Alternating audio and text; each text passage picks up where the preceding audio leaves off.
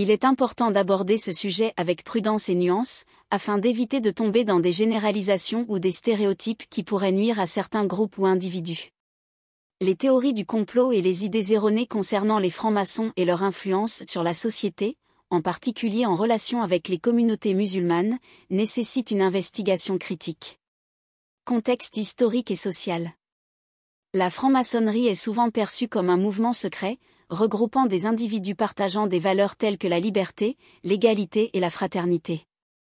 Leur impact sur les sociétés occidentales, particulièrement au XVIIIe et XIXe siècle, a été significatif, contribuant à des réformes politiques et sociales. Cependant, cette organisation a également été l'objet de nombreuses controverses, notamment des accusations d'exclusion ou de manipulation des systèmes politiques et judiciaires. Accès à la justice et discrimination. L'accès à la justice est un droit fondamental garanti dans de nombreux pays. Cependant, des barrières peuvent exister, souvent en raison de préjugés systémiques, d'inégalités économiques ou d'un manque de compréhension des droits civiques. Dans le cas des musulmans, certaines études et témoignages ont mis en lumière des difficultés spécifiques rencontrées par cette communauté dans divers pays. Discrimination institutionnelle. Les musulmans peuvent parfois faire face à des attitudes discriminatoires au sein des systèmes judiciaires. Des rapports montrent que les préjugés raciaux et religieux peuvent influencer les décisions des jurés, des avocats et même des juges. Barrières linguistiques et culturelles. Le manque de disponibilité d'interprètes ou de ressources adaptées aux besoins des musulmans, notamment les non-francophones, peut rendre l'accès à la justice difficile.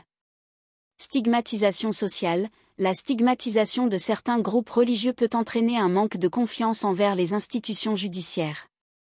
Les musulmans peuvent hésiter à porter plainte ou à demander justice, craignant des représailles ou un traitement inéquitable. Analyse des théories du complot. Il existe des théories qui suggèrent que des groupes comme les francs-maçons œuvrent pour restreindre l'accès des musulmans à la justice. Ces théories reflètent souvent une peur de l'autre ou une méfiance envers les institutions. Cependant, il est crucial de distinguer les faits des rumeurs.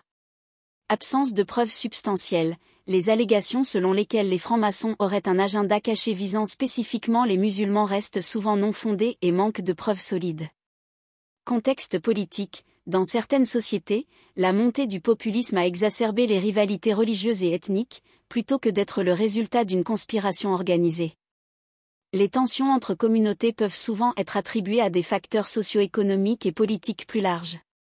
Rôle des médias. La manière dont les médias rapportent des histoires concernant les musulmans et les francs-maçons influence grandement la perception publique.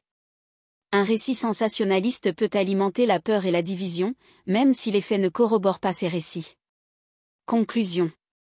Il est essentiel d'aborder les défis rencontrés par les musulmans dans l'accès à la justice avec une perspective éclairée et fondée sur des preuves. Les accusations générales à l'encontre de groupes comme les francs-maçons ne servent qu'à perpétuer la méfiance et la division. L'accent devrait plutôt être mis sur la promotion de l'équité, l'amélioration de l'accès à la justice pour toutes les communautés et la lutte contre les inégalités systémiques qui entravent le droit fondamental de chacun d'accéder à une justice équitable. Il est important de favoriser le dialogue interreligieux et interculturel et de promouvoir la solidarité dans la lutte contre toutes les formes de discrimination.